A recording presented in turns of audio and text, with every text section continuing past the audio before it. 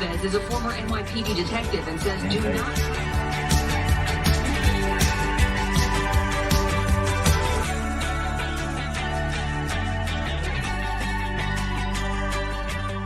Our smiles give you a little bit of a breathe.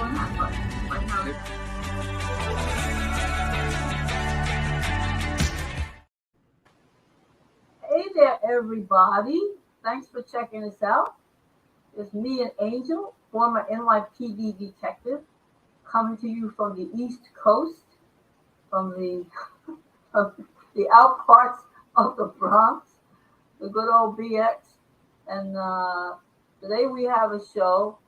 I want to say it's about Bronx fish, but it's not really about Bronx fish. I mean, some of the fish may be from the Bronx, but our guest, Brenda Prohaska, is from the Bronx, and she's going to talk to you about a topic I think that Angel and I are not very well versed on, but she's going to educate us, and she's going to give you the 411 on fish and fish rescue. Now, Angel has some tape before we get to our guest. So, Angel, go to the tape.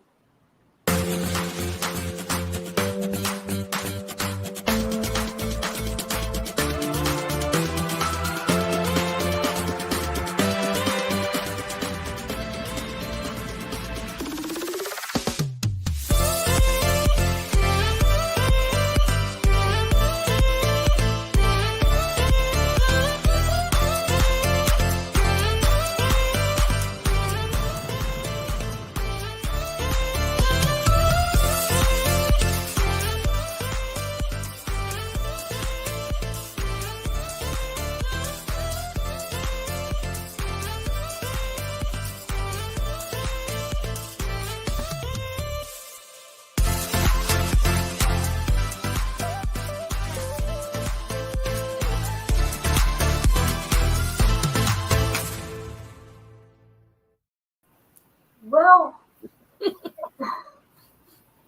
I'm laughing because, Angel and I have done shows on cat rescues, dog rescues, bird rescues. This is our first show on fish rescues. But we also did lion, tigers, and bears. Lion, tigers, and bears, but this is a new one. And honestly, as I always tell you, I mean, I try and do my homework before a show. So I try and do as much research as possible. So, I don't look like a blathering idiot, but I'm totally stumped.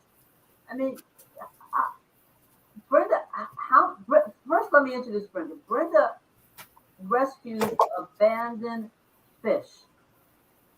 How many fish rescuers are there in the world, Brenda, that you know of? Not too many. I know there's the Ohio Fish Rescue.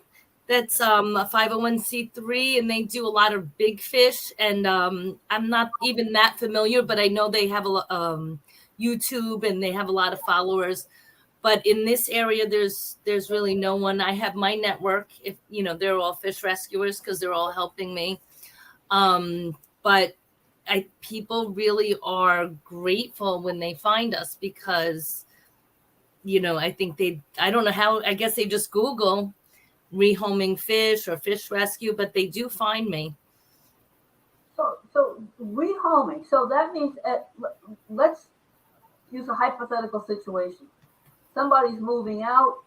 They don't want to dump their fish into a pond, so they call you and they say, Brenda, I have a small aquarium. Can I drop these fish off? Can you pick them up? And then you rehome them. What is the rehoming process like? Well, I'll have some people reach out to me on my Facebook that they'll say, do you have any fish available? But it's a little bit of screening because the fish have to, certain fish have to be with certain other types of fish. And the tank has to be big enough. Otherwise, we're going to just end up with the same problem. The goldfish are beautiful. If someone wants them, I wouldn't give them to someone with a tank less than like 100 gallons because then I would just be rehoming them within a couple months or a year anyway, if they made it. So would you say that the screening process of rehoming fish is as diligent as it is for rehoming cats and dogs. It almost sounds like it's even more intense.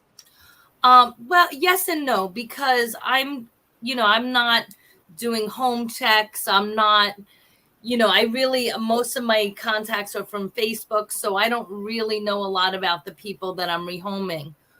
Like I said, it just more or less if they seem like they have the right tank size, and I know if they have a tank that big that they have some idea of what they're doing.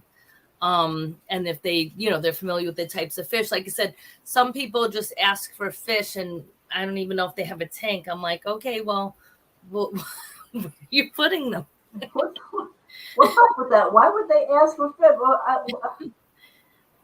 Well, no, I'll tell you a funny story. I was doing a rescue on the Grand Concourse. I was getting these beautiful fish from this young guy who called me, and they were getting too big for his tank. And he brought them out to me in this clear Tupperware. And a guy on the street goes, "Are you selling those fish?" He goes, "I'll buy them for $40.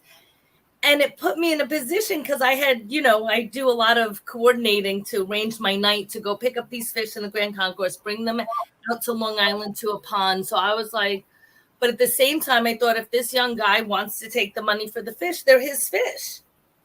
So I said, that's up to you guys. I said, but do you have a tank to put them in? I said, I'm bringing them to a pond because they're too big for his tank. And then the guy, I guess, thought about it for a minute and said, oh, yeah, no, that's better. I just see these beautiful fish and he goes, I want them. I'll buy them. But the thing is, the people have to know what they're getting, really. I mean, people see a goldfish, a little beautiful goldfish, they put it in a little bowl. A year later, they end up having like a 10-gallon tank. And like 2 years later, they end up having in a pond because they cannot afford to buy a 200-gallon tank and all the equipment to go with it. Exactly. It's expensive. And I just did a rescue for someone who had upgraded, and the landlord saw them going in with this huge tank, and he was like, you can't have that huge tank in my apartment.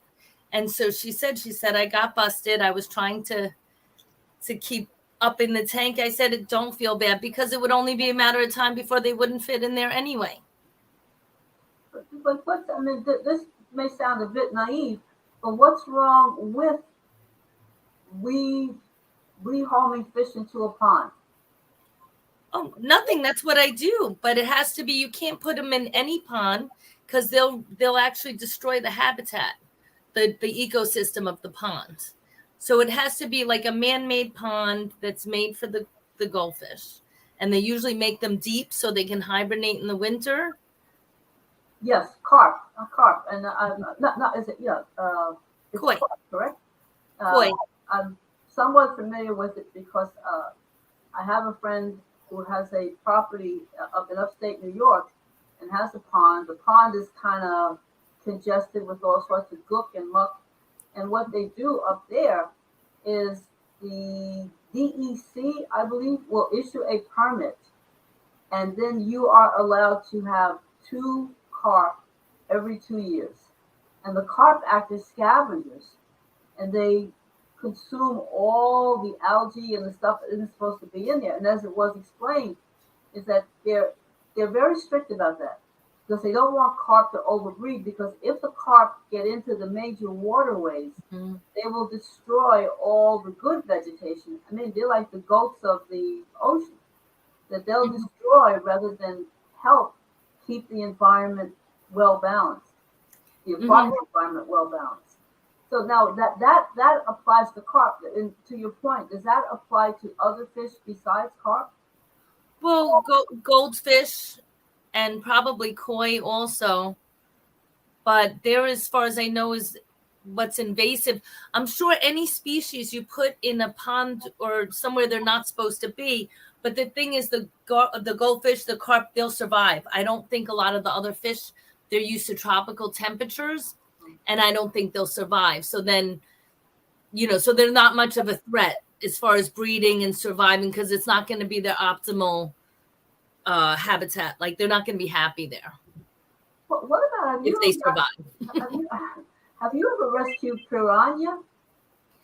No, quite a bit of pacu, because pacu is like a piranha, but it's like a vegetarian type of piranha, but it's the same style, and they grow tremendous. So they're a huge problem because people get them and they don't really think that they're going to grow that big, and they'll just keep growing. I mean, one grew as big as a 55-gallon tank and couldn't even turn around. It was actually two in there. One ended up dying because they just couldn't fit, but yet the other, they just didn't die. They just, kept getting bigger. And it was in this tank. I mean, I think she said it was like 10 years or something. I don't think she knew what to do. And again, she was so grateful. That a fish that big are really hard.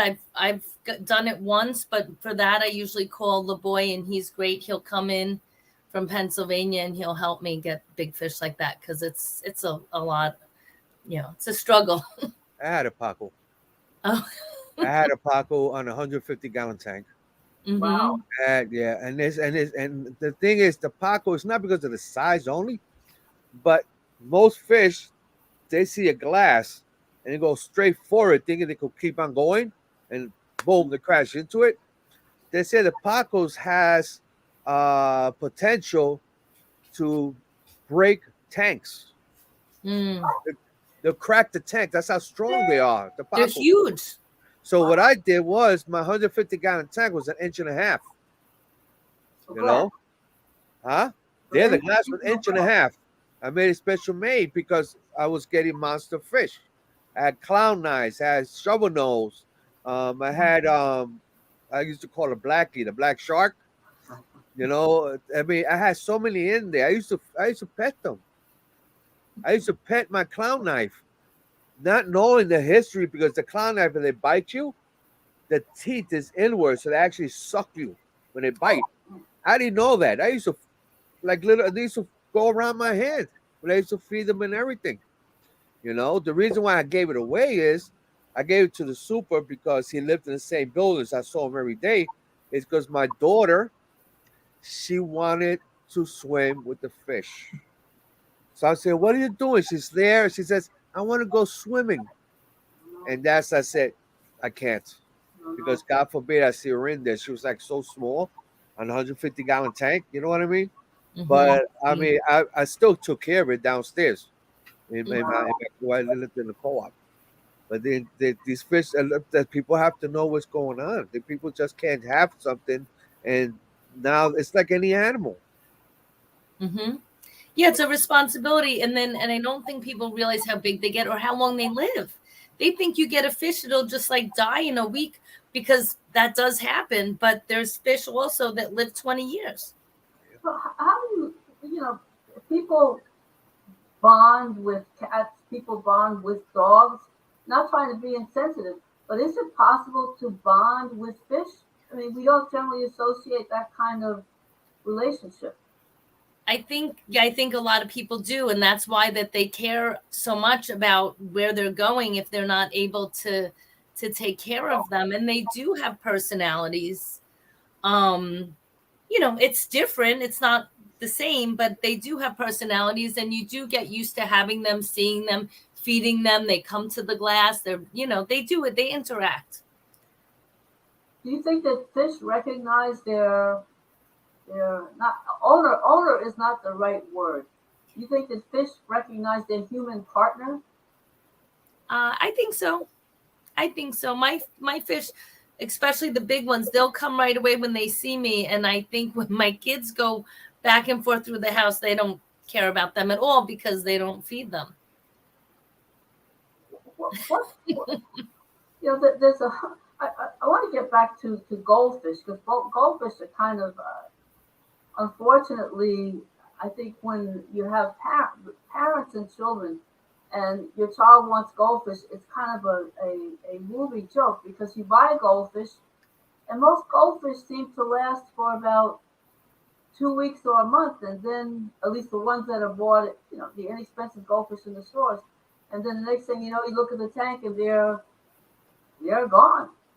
But that's not always the case. I think that's the problem. If that was the case, maybe it would be less of a problem. But I have, I had someone call me, like he had a fish he took home from the San Gennaro feast, and it was gigantic. I don't think he thought it was going to live that long.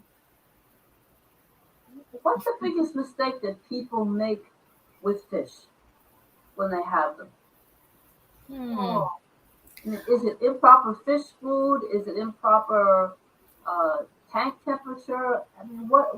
I would probably say overfeeding and not enough water changes. Because then the water gets toxic. Okay, and how often should they change the water? I mean, I try to do mine every couple of days, but I have big tanks and I have a lot of fish. But I think they say about once a week or once every 2 weeks to do like 10 or 20% water change, and that keeps them healthy. But there are people that don't really do water changes and their fish live and survive. And I think it kind of depends on the fish, maybe how many are in there, how much ammonia and toxins they give off themselves. What about the it's not an idea that's taken off, but it's an idea that's kind of intriguing. I think they call bio aquariums, where you have plants on one level and then you have the fish tank on another level, and there's an exchange between the waste from the fish that goes into, that basically becomes food for the plants. And it's a nice balance. But for some reason, I don't see that. It's not something that really caught on, but I just wonder if you have any experience with that. No, because honestly, and I think it's funny because I think most people that have fish are men, and I think it goes with the math and science.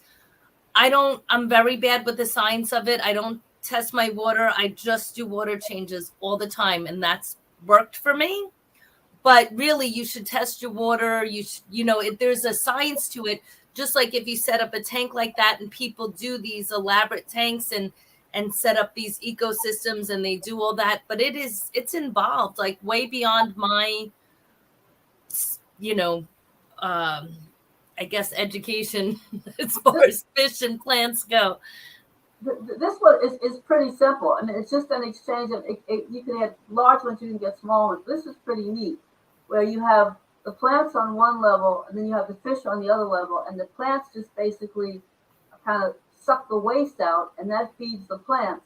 And in exchange, the plants provide some sort of aeration for the water, and they keep the water clean. So it's a symbiotic system, as I say. And why it hasn't caught on, or is more on a wide scale, is a mystery to me. But I guess most people just like the classic way of raising fish and maintaining a proper tank. So, Angel, you want to say something, do you? Yeah, I want to bring about betas. I mean, I think that's the most cruel thing. I see it in the pet shop. They keep it in a shot bottle, you could say, like in a little cup, and they stay there forever if you don't buy it. And the thing is, I mean, I really believe there should be at least in a 5-gallon tank if they're solo. See, that bothers me less than any of the other ones, because they come from a little puddle, like a tiny little puddle of water, and they're okay in a little water. So to me, they're the easiest fish, and they should sell those instead of goldfish that grow too big, because at least when they sell them to people, like you said, if they have a 5-gallon or even a 1-gallon, they're pretty happy in them.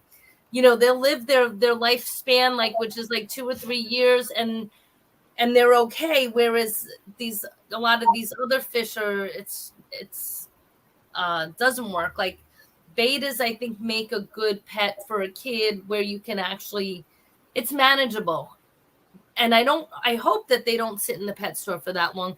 I know there's a beta rescue that reached out to me. I mean, there's beta rescues, and people go to the pet shops and buy a beta as a rescue. But that's a tricky one also, because if you're buying them, then it's perpetuating, selling them. Right.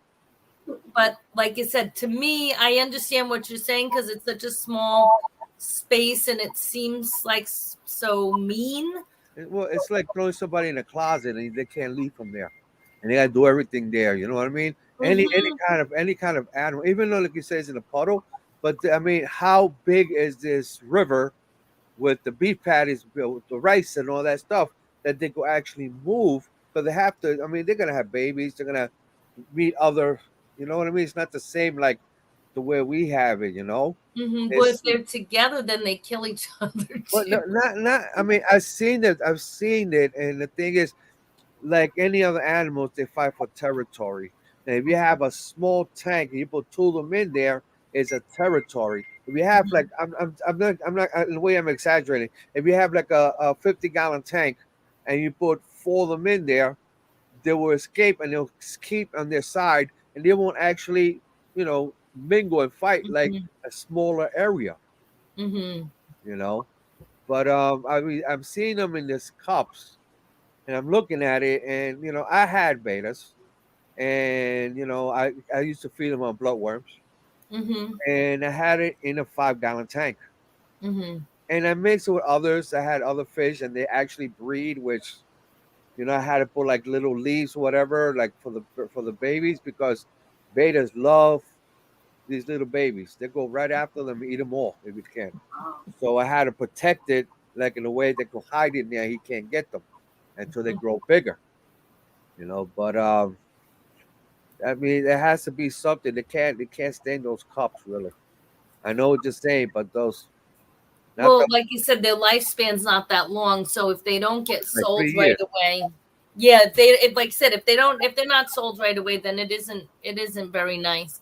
But you could say the same for birds in a little cage.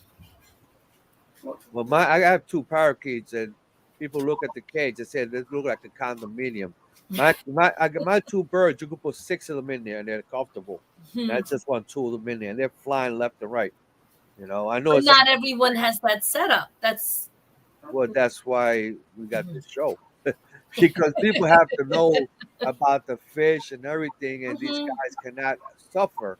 I mean, it's a lot of responsibility. It's not like just buy a goldfish, you just lay down and let it live its life. It's a lot of commitment you have to do for all these animals. And You've yeah, and worked if you in this world. care about them, you should do the research. You should make sure that if you want to have a pet, you're providing the right space for them. But what about the social life of fish?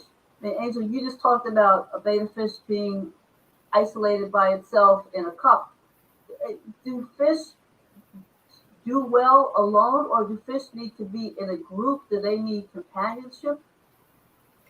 That's a tough one because they do need companionship, but the same thing, I think the tanks are almost like never big enough because then the fish grow and there is territory issues.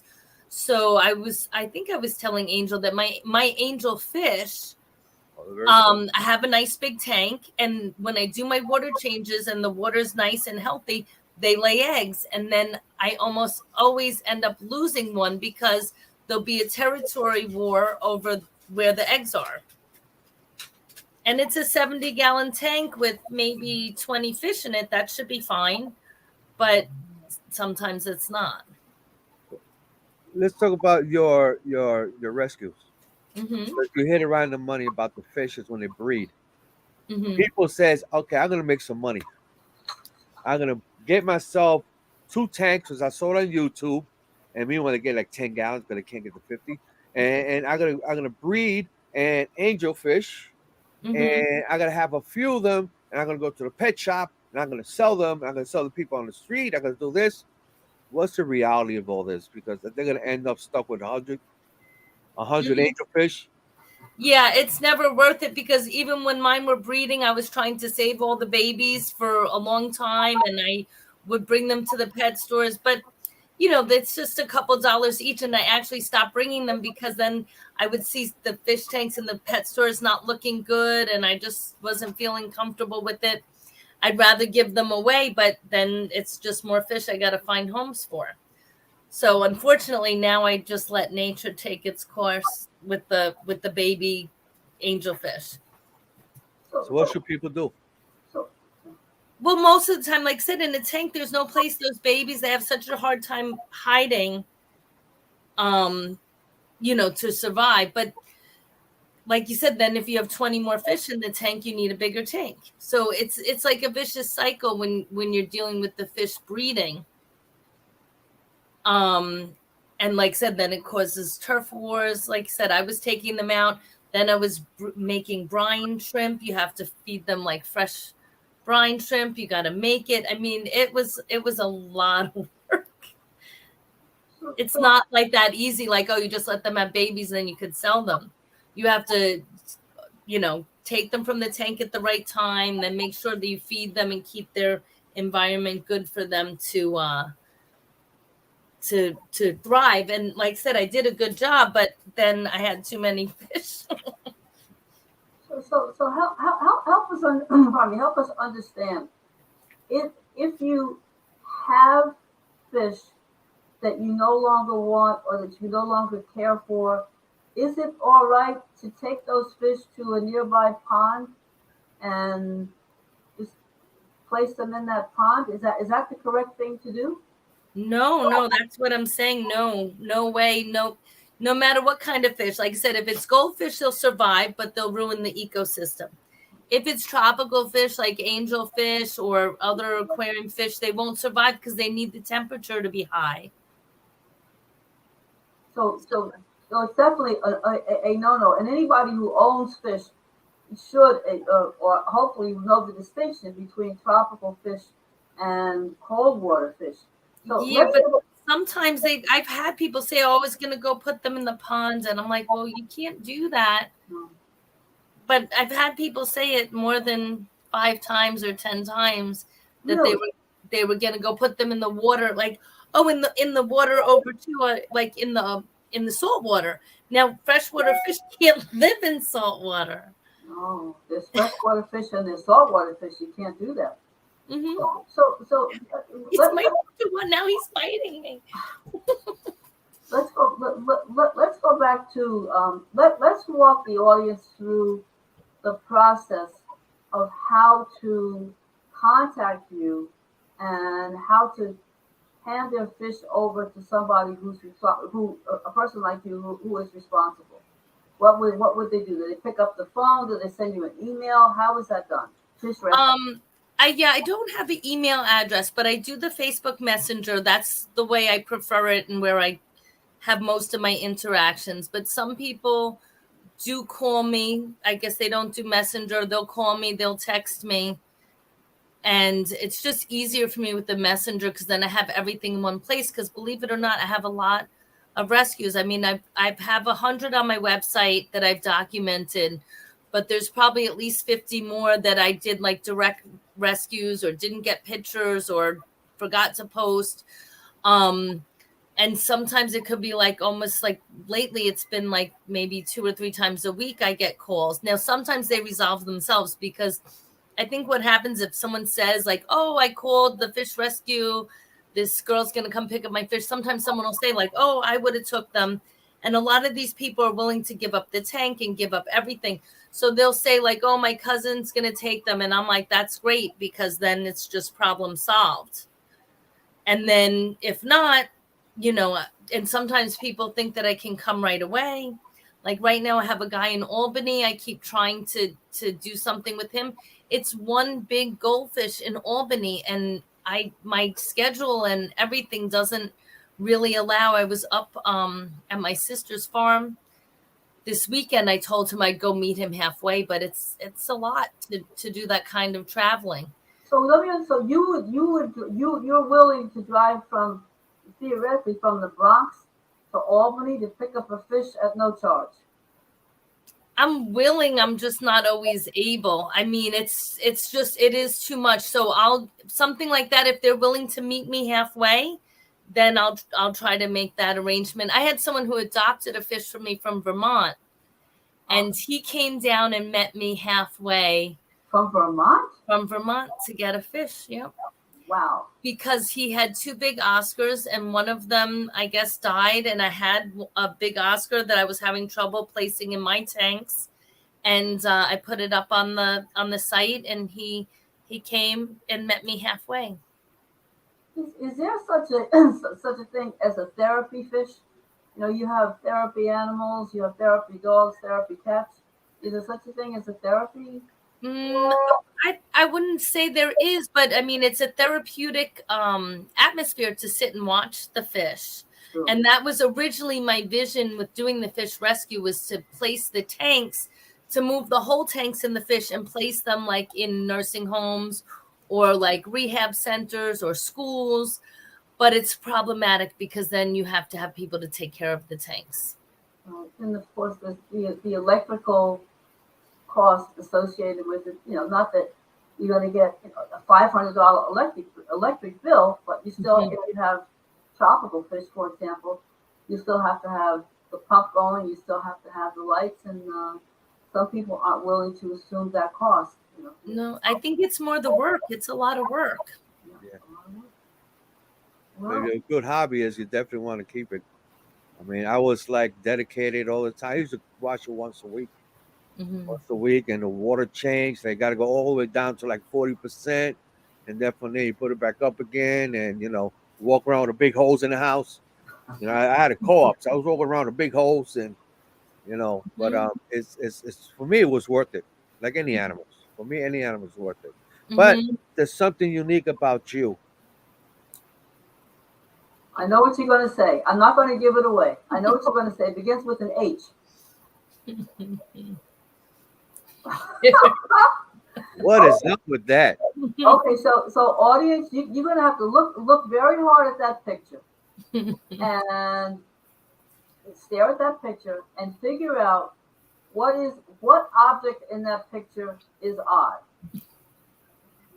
Okay, you have 3 seconds to figure it out.